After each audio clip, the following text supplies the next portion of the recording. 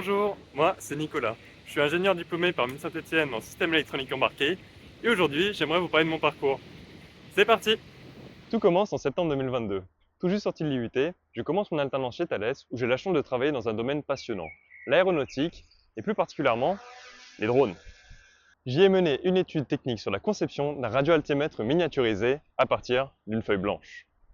Un radioaltimètre, c'est un instrument radar embarqué à bord d'un aéronef qui mesure sa hauteur par rapport au sol en émettant un signal radio vers le sol et en mesurant le temps que ce signal met à se propager, d'abord de l'aéronef au sol, puis du sol vers l'aéronef.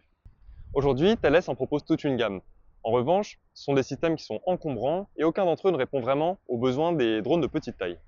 Au départ, la tâche me semblait vraiment intimidante, mais j'ai vite compris que je n'étais pas seul. Je pouvais compter sur l'expertise de mon maître d'apprentissage et de mes collègues, experts en radio, radar, électronique ou développement embarqué.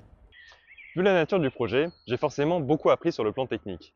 Mais du point de vue humain, ça a aussi été une expérience très riche. J'ai rencontré des experts sur des sujets très variés, des métiers très différents allant du marketing à la production. J'ai échangé avec des fournisseurs du monde entier, j'ai rencontré des étudiants, des apprentis.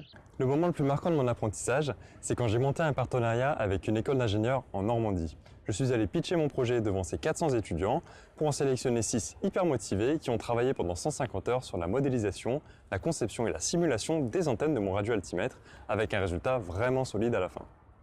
Pour ma mobilité internationale, j'ai pris un peu de hauteur en allant faire mon stage à l'Agence spatiale européenne aux Pays-Bas.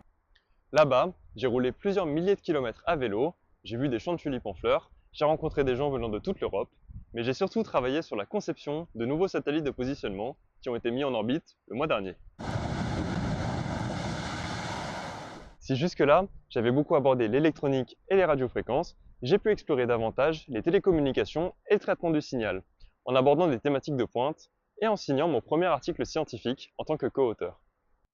Même si jongler entre école et entreprise pendant 3 ans n'a pas toujours été simple, l'apprentissage porte quand même bien son nom. Grâce à lui, j'ai pu acquérir de nouvelles connaissances rares et j'ai pu découvrir plein de sujets et thématiques différentes avant même la fin de mes études. Aujourd'hui, de retour en France, je suis ingénieur en traitement du signal et en électronique dans une PME innovante, toujours dans le secteur des drones. Passer d'un grand groupe industriel à une institution européenne puis à une PME de 10 personnes, c'est bien la preuve qu'avec l'apprentissage, tout est possible.